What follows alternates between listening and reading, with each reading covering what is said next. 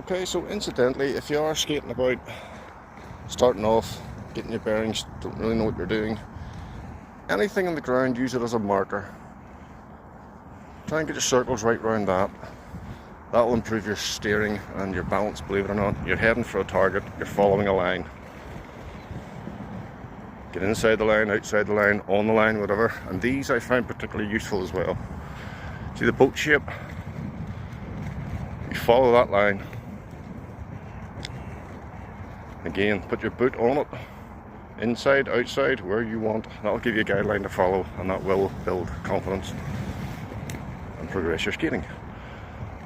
So again, any natural lines you see where you happen to be skating, yeah,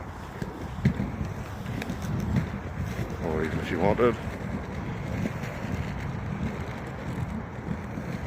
like so, and circle in the distance, we'll head for that top corner one. La-di-da-di-da. Circle. Boot outside.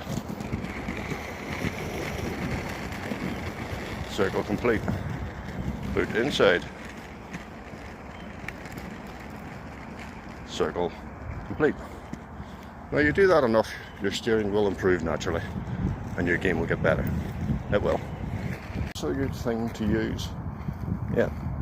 So these shapes are a good thing to use. However, if you're worried about standing still, how do we do that? Well, get yourself stopped and do a T-stance like that.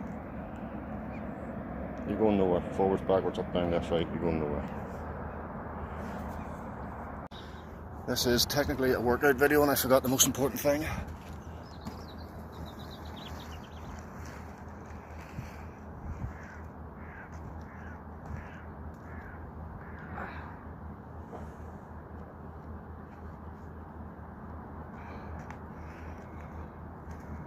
That's better.